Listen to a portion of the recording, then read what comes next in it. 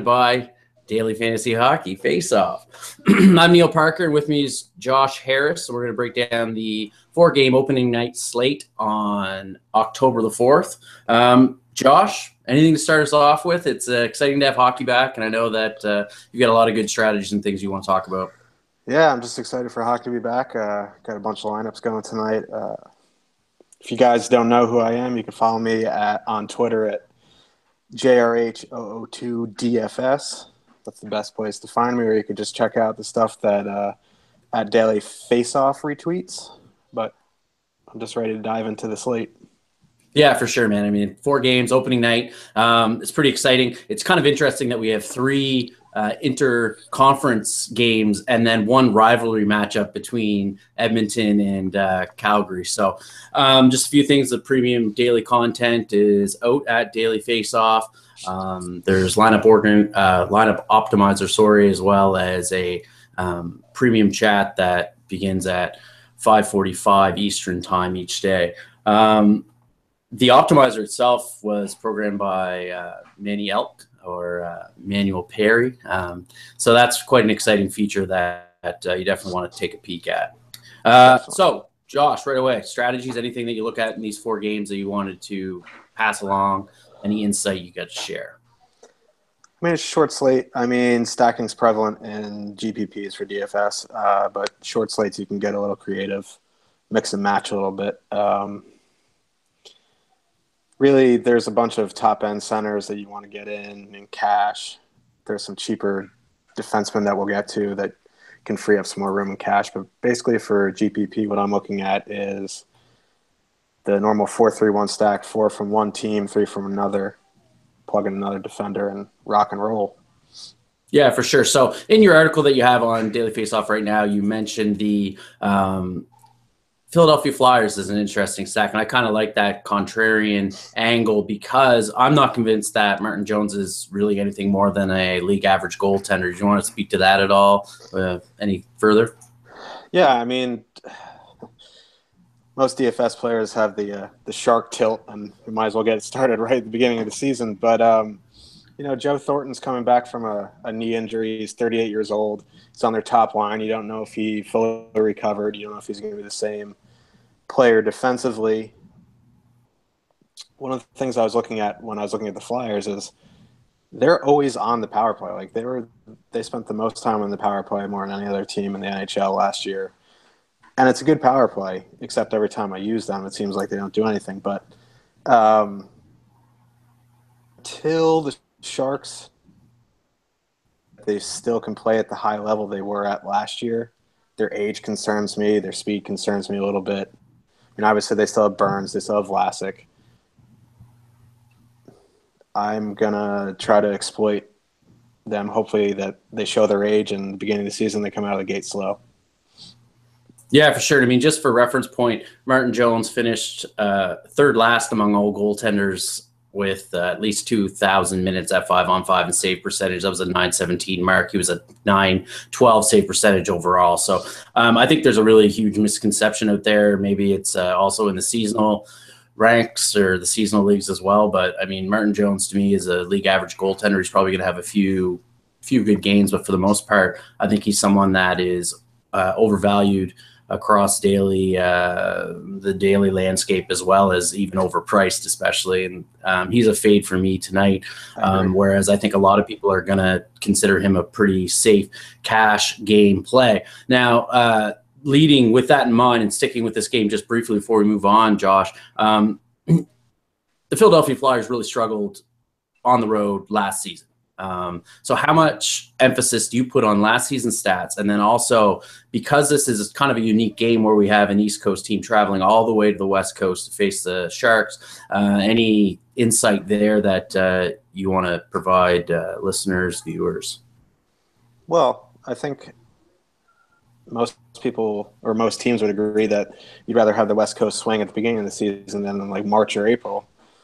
To get out of the way there, I'm sure they traveled out there a couple of days early, so they're used to the time. I was a big Steve Mason guy, but now you get a second year with Provorov under his belt. He's going to be dragging Andrew McDonald all over the ice still, but You have Ghost, another year under the belt. Moving Drew to the wing is kind of interesting. Maybe it will revive his career a little bit. I mean, not that he fell off the table, but he was struggling both ends of the ice, and moving him to the wing takes off the defensive responsibility a little bit. So maybe that will amp up his offensive game a tad.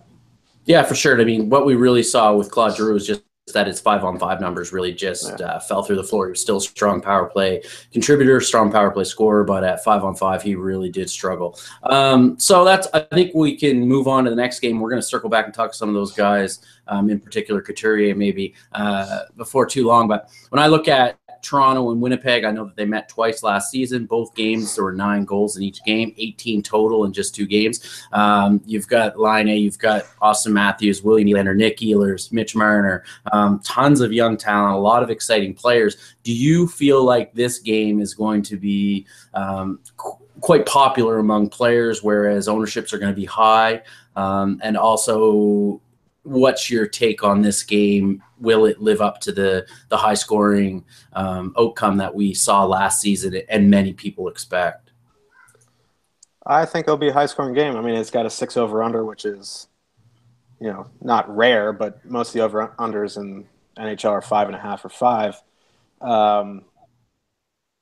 One thing that remains to be seen is if the Winnipeg penalty kill improves, which was awful last year. Granted, Steve Mason's a better goalie.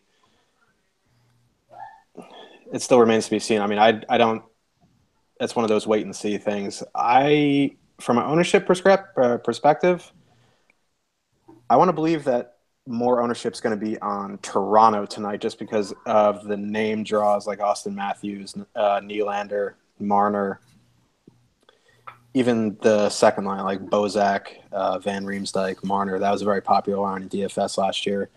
And with Laine getting moved to the second line for Winnipeg, I think maybe that might scare people off the top line of Winnipeg. But that is one of my top targets tonight.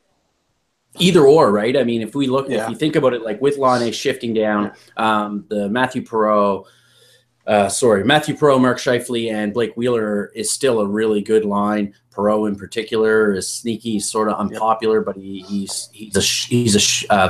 drives shot production quite well. He's a high volume shooter. He's a little bit scrappy. I kind of like his style, especially low price. And I think that you make a really good point, Josh, where that, because you can only have so much, you can only get so many players from this game into your lineup. So if you've already exposed yourself to a few Toronto players, then those 2 lines in Winnipeg are probably going to be lower owned than they should be. And if you hit the right line, that is definitely something that could be really beneficial. Another thing I found that was really interesting in the article that you posted on Daily Faceoff today was that you mentioned how you could overload a team stack and take players from multiple lines. Now, I said we weren't going to go back to Philadelphia, but sometimes when you go to Philadelphia, in that Philadelphia power play, you've got Wayne Simmons that's not playing with that top line, Voracek and Giroux, but he is on that number 1 power play unit. We sort of have a similar thing happening in Winnipeg, right? So what do you think about, that double up sort of players from both lines in the top 6? So what I'll do is if I'm going to use 5 or 6 players from Winnipeg, I'm going to obviously stack their first power play. Or just take the top 2 lines at even strength, and because they do play together on the power play units. I mean, it's something that I like to do on shorter slates. On a full slate, it's kind of aggressive, we'll put it that way. But on a 4-game slate, with this being the highest over-under, it's basically the toss-up game. Both special teams tend to struggle a little bit on the penalty kill. It's something that I like to do. Just load the whole top 6 and go from there. Yeah, hope that it turns into that 6-5 game that it has the potential to do for sure. Okay, let's look at the Pittsburgh-St. Louis game, because I feel like this is it's a weird game because they only meet twice a year. Pittsburgh under Mike Yeo sort of turned into this low event, limit high danger scoring chances team, whereas the Penguins are obviously like a high octane offense that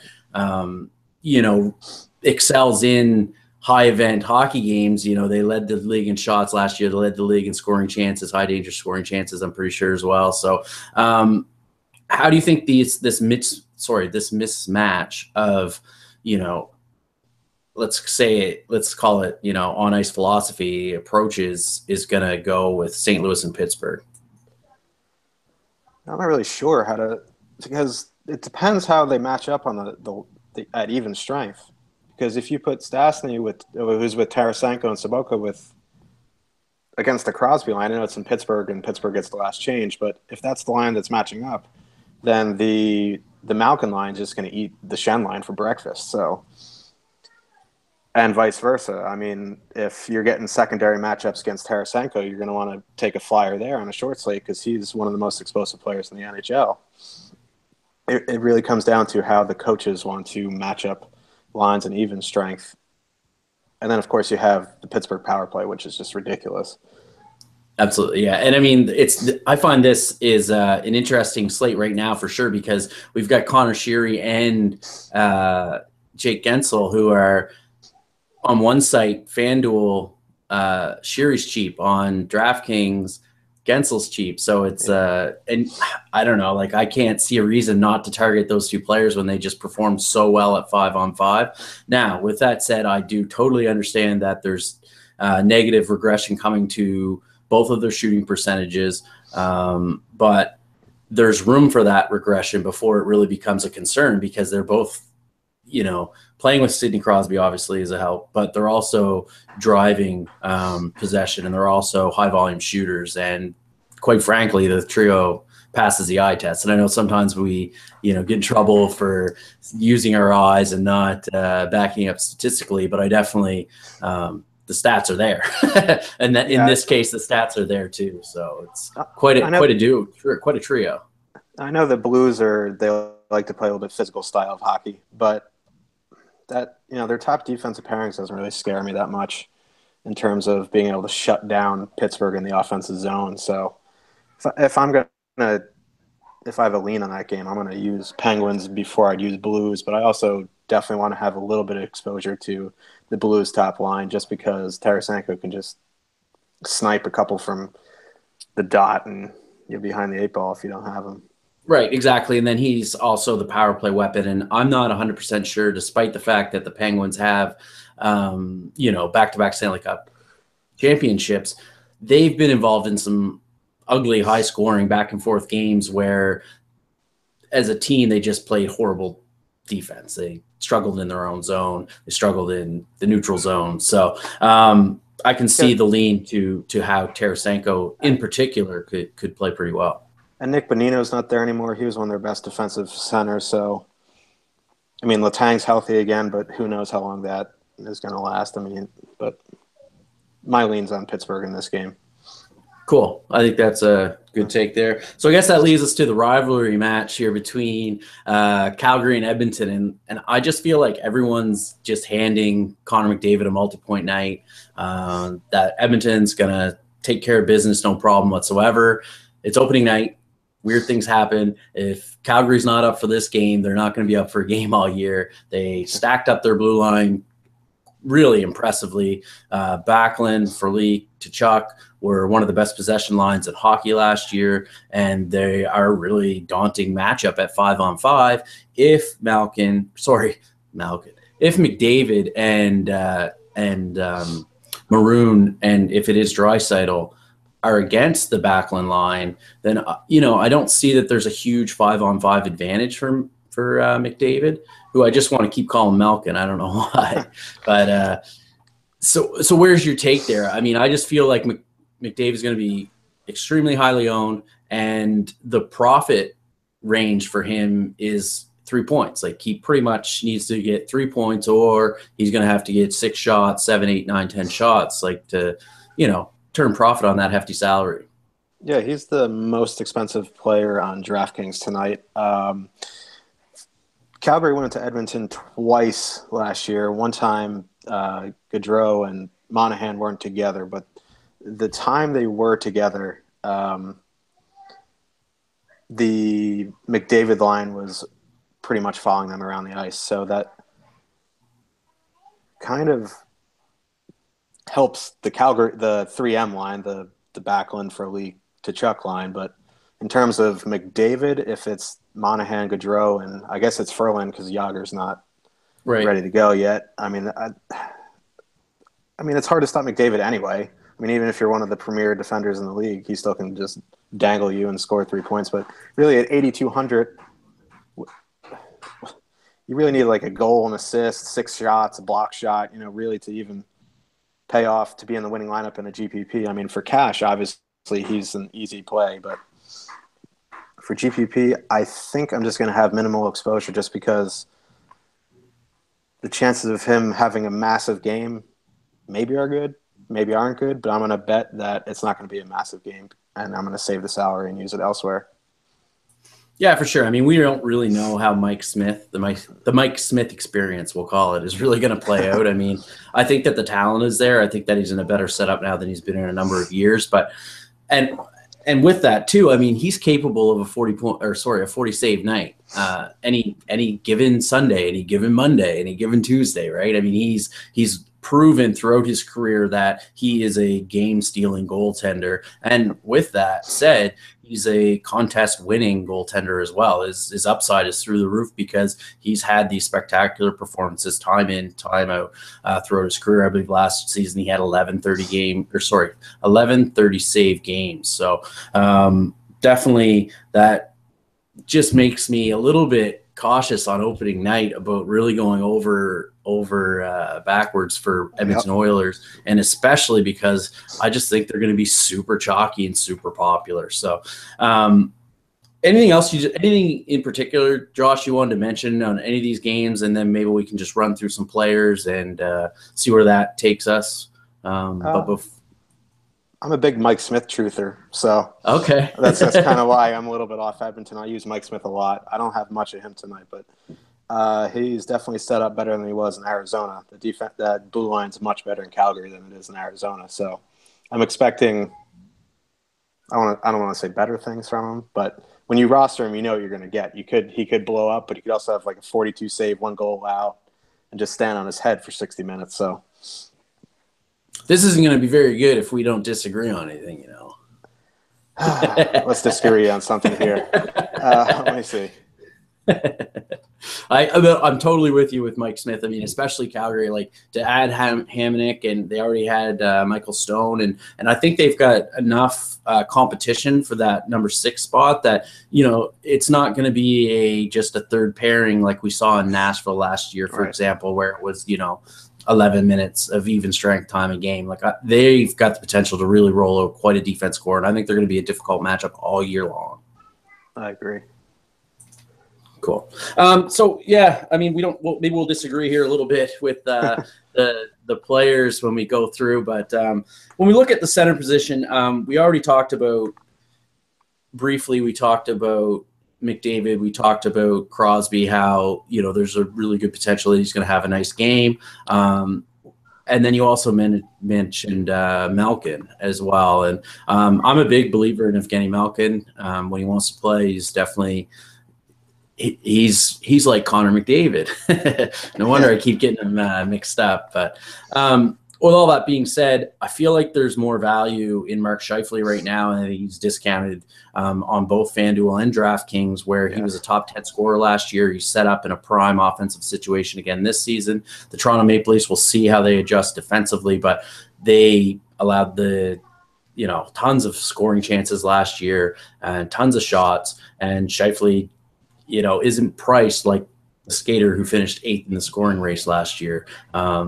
Anyone else at the top of the center ranks that you want to talk about quickly before we look at some more values?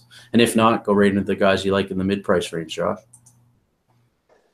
I mean, I would have to look at the Sharks power play again, but if Logan Couture is on the top power play, I think he's a little sneaky at 5,900 because his even strength line mates aren't the strongest.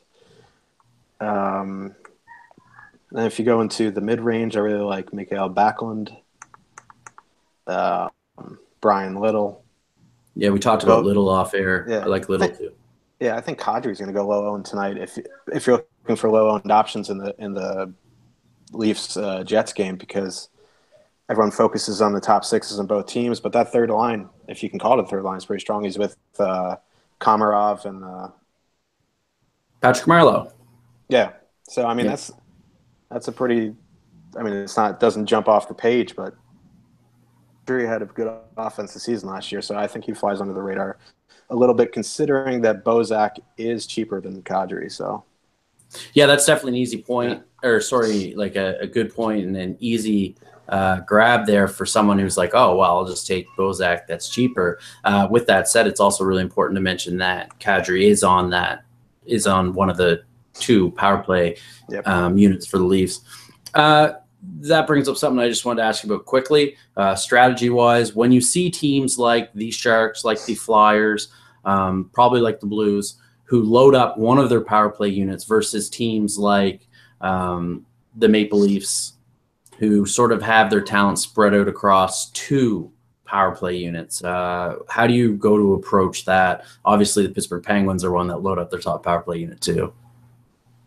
Yes, so it depends on my lineup construction, but if I can try to fit the players, like, I don't know, we'll just use, for example, say Malkin, Kessel, and Letang are all on the first power play. Malkin and Kessel play together at even strength. I try to keep as much even strength together as possible. Sometimes it gets a little spread out from. If you're like, especially the Leafs, you can be pulling players from 3 even strength lines that all play together on the same power play. So for correlation purposes, I like to keep as much as I can together on even strength because you're playing hockey at even strength more than you are on the power play or PK. Yeah, good call, man. Just a couple centers that we did talk about off air that I know that we just want to mention. You talked about Couturier between Voracek and Giroux. He's carrying a very modest price tag, and he's shown some offensive flashes in the past when he's been given an opportunity. Just off the top of my head, too, we discussed Paul Stastny briefly, and he's projected to play with Tarasenko. That's always a great bonus to play with Tarasenko. I don't love it in Pittsburgh, as he's going to have to match up with either Crosby or against Malkin, and I don't see the Blues having a lot of success tonight. I can see some GPP flyer exposure to Paul Stastny in that regard. And then finally, for me, I just think we need to talk about Nolan Patrick quickly. Yep. He had a good preseason. Could have been the number 1 overall pick in the draft, and he's slated to center the second line between Wayne Simmons and Jordan Weal. And I really like Jordan Weal myself, but any thoughts about any of the guys we just talked about you wanted to beef up the analysis with, Josh? Patrick's definitely going to be low owned. I don't know if the Flyers are all underpriced. I don't know how that's going to affect ownership, but I'm still going to think that they're under-owned because everyone's going to be on the Sharks. But Nolan Patrick's in a great spot. He's only $4,000 on DraftKings. A little bit higher in FanDuel, I believe, but not. It's a manageable salary still. Couturier is $4,300. So, if people are going to gravitate even to the Flyers' first line, I think the Flyers' second line is just going to go completely under the radar. And then just quickly, one other center I noticed, Tomas Hertl, $4,300 on DraftKings. He is on their top power play unit, I believe, the last time I checked. I don't know if that got updated, but if he is, it's a good little one-off if you need some salary on the power play.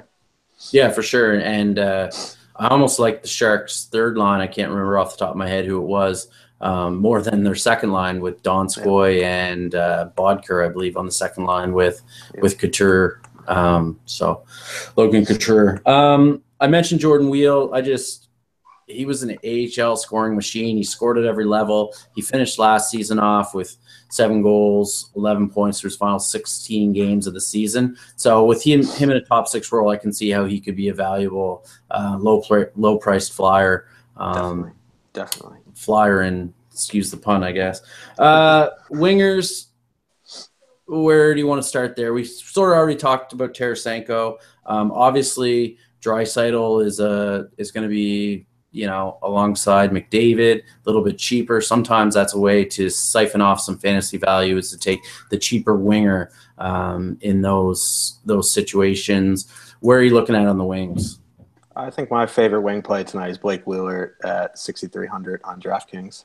I just think he's 1,100 cheaper than Tarasenko, 900 cheaper than Pavelski, even 800 cheaper than Line, and I just think he's one of the best I think he's underrated, and he's one of the best players on the Jets, and he's in a great matchup.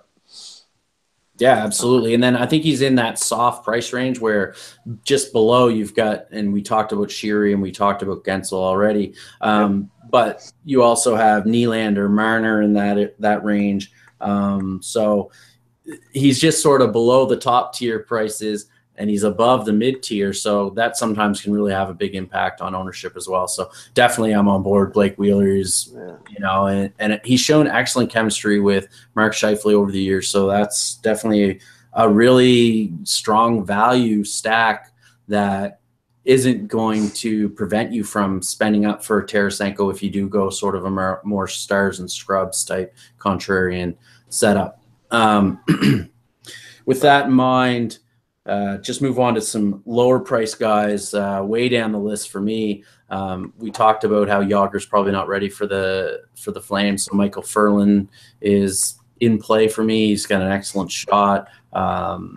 He sort of gets distracted with his rambunctiousness once in a while, but he's playing on that top line, so that definitely makes him a low price dart. And then Kevin Labanc. Take it to the bank, LeBanc. Yeah. To the bank, yeah. Yeah. He is he's a personal favorite of mine.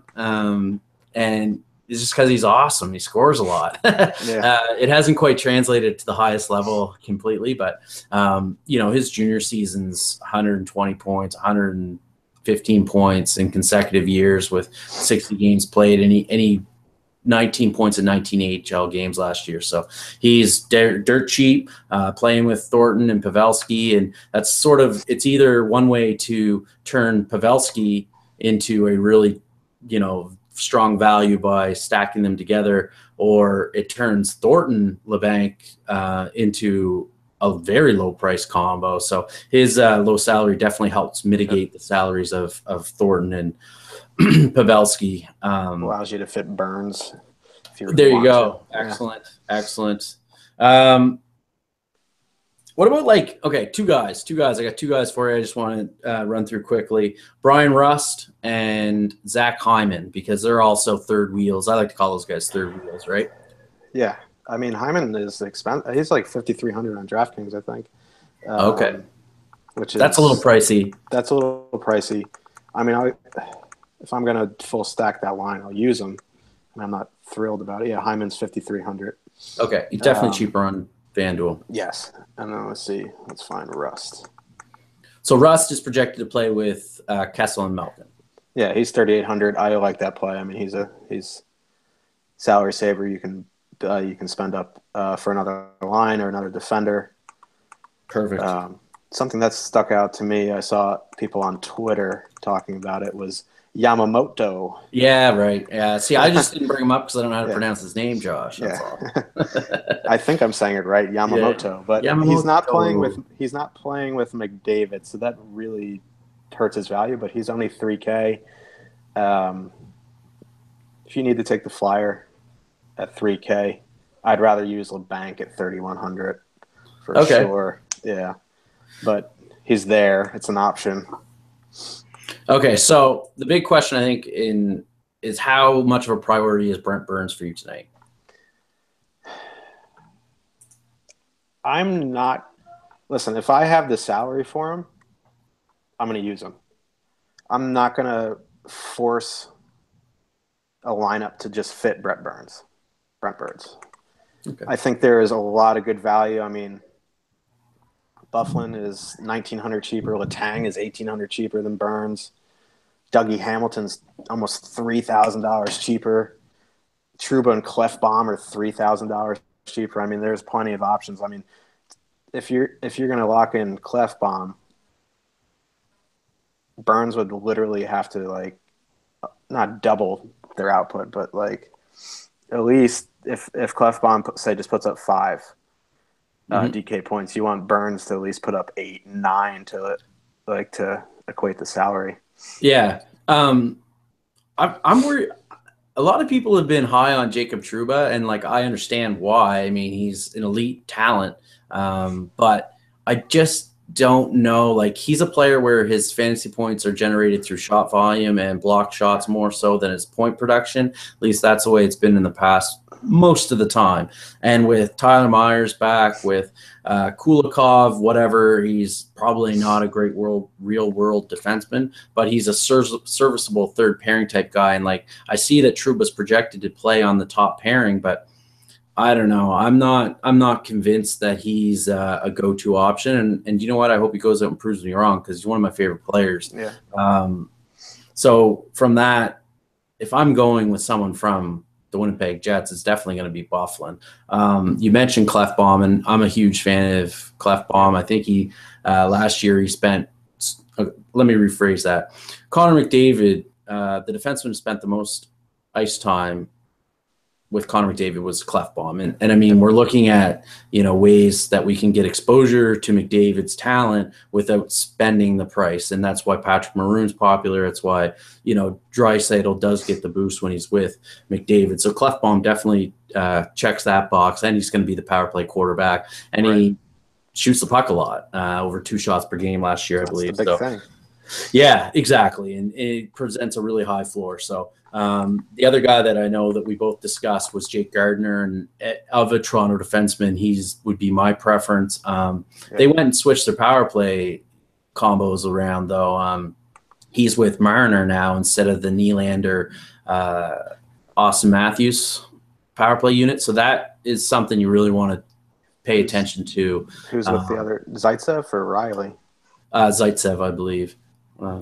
Check out dailyfaceoff.com and answer all those questions. They kind of get updated as we're doing this as well. So that's definitely something I've been looking at. The only other thing, I guess, unless you had any other comments on Gardner or Clefbaum or any other mid-price options you wanted to talk about, I had mentioned, and we talked off air about Josh Morrissey's a player that I kind of think could be a sneaky value in this high-scoring game and probably should be lower owned. Josh Morrissey from the Jets, but any other low price guys? I know there's one you had mentioned. There's a couple. If you're going to be playing the Calgary second line, they're on the power play unit with Brody, TJ Brody, and Hamonic. Hamonic's 3,200. I think he's a good play. I do have a bunch of Radko Gudas at 3,300. I mean, I don't know if he's on the power play or not. We have to see with Ghost out, but blocks a lot of shots. Does a lot of stupid stuff too. So if he plays the whole game, and he's a good flyer because I guess pun intended, blocks some shots, takes some shots, gets on the scoreboard. There's not really much I like below 3,000 on DraftKings. I don't mind Oli Mata at 3,000. Gunnarsson, because he's on the top pair at 3,000, is a decent punt. If you really. Kulikov is under 3,000, but after that, you're really just grabbing at straws here. Yeah. Okay, so that leads me to one more question. Then I think that is pretty important. If you are going to punt the position, as you mentioned, if you are going to go down to someone who's just $3,000 or below at defense, what are you looking for? Obviously, you're hoping that they get an assist, but what's like the break-even point at that price for you, that salary range? Well, there's 2 different things I look at when I'm trying to punt a defender. Usually the power play quarterback on the second unit is generally cheap, and you can get him 3,500 or something like that. Right. The other one is, this is a bad example, but it pops into my head, like Chris Russell. He blocks a lot of shots, and he isn't completely incompetent on the offensive end. Yeah. So you're looking for either that. So, really, if I'm going to say I'm going to roster a power play 2 quarterback, I want like an assist, a couple shots on goal, maybe a block shot. You're looking at 3.5, 4 DK points. Right. And so one rule of thumb for me when I was looking, or when I am looking for that cheap defenseman, is like, just match your salary. Like, if you're 3,000, you get 3 points, that's not the player that's going to win or lose your lineup. Right. it's going to be the high price guy you missed on, or the high price guy that hit, and you took yourself into the cash range. You said Chris Russell, but the old favorite of mine, and it wasn't last year, but a few years ago, it was like Danny DeKeyser was that guy. Block a few shots, get a few shots on goal, but he sort of passed his prime. I think we pretty much covered defensemen there, and we talked about Mike Smith. I think that there is a potential, or there is a case for Jake Allen to be a GPP option. He just was so strong and so good once Mike Yeo took over. 938 save percentage, goals against average below 2, I believe. Since Mike Yeo took over February 1st last year, the St. Louis Blues allowed the second most high danger scoring chances in the league. So they're gonna do their best to muck up the neutral zone, slow this game down, make it a low event game, and if Jake Allen stands on his head, he could make 35 saves, and even if he does allow 2 goals and lose, you're close to a nice outing with those statistics. So I'm not huge on it, but I think there is definitely a case there. I would avoid the Steve Mason and Anderson outside of just flyers or to have exposure, and then we talked about how we like Mike Smith, and I think I put a 20% chance he has a really good game. And then obviously we talked about Martin Jones too. We're not big on Martin Jones. I have way too much Brian Elliott tonight. I don't believe in the Sharks yet. If the Sharks come out and score 4 goals, yeah, I'll eat it. But Elliott tonight, just as a GPP play, I think everyone's going to be on the Sharks. I think he's going to be low owned. He can stand on his head. The one thing I will say about Mason, if Winnipeg can stay out of the penalty box 5, he's going to see a ton of shots, and he's very, very capable of having a 35-40 save game. And he's going to be very low owned because everyone's going to be attacking that game. I think I don't have very much Mason, but in a GPP, if you need a flyer, you need a low owned option with high upside, I think Mason's the dude. Yeah, and I can see that too. But they have to stay out of the penalty box because that PK is terrible. Yeah. And we'll see how that translates over time. Maybe they improve over the off season. But any parting words, Josh, before we wrap it up? Yeah, check out Daily Faceoff. We just launched some premium stuff. Check it out. We'll be in the premium chat tonight. Almost every night we'll have some articles and these video pods every day. Looking forward to it. Excited for the season. Hope we make a lot of money. Hope you make a lot of money too. Yeah, for sure. Anyway, thanks a lot, Josh. I appreciate it. It's nice chatting, and thanks to everyone for checking in. We'll be back sometime tomorrow, and keep an eye out for the video pods every day. Boom. All right.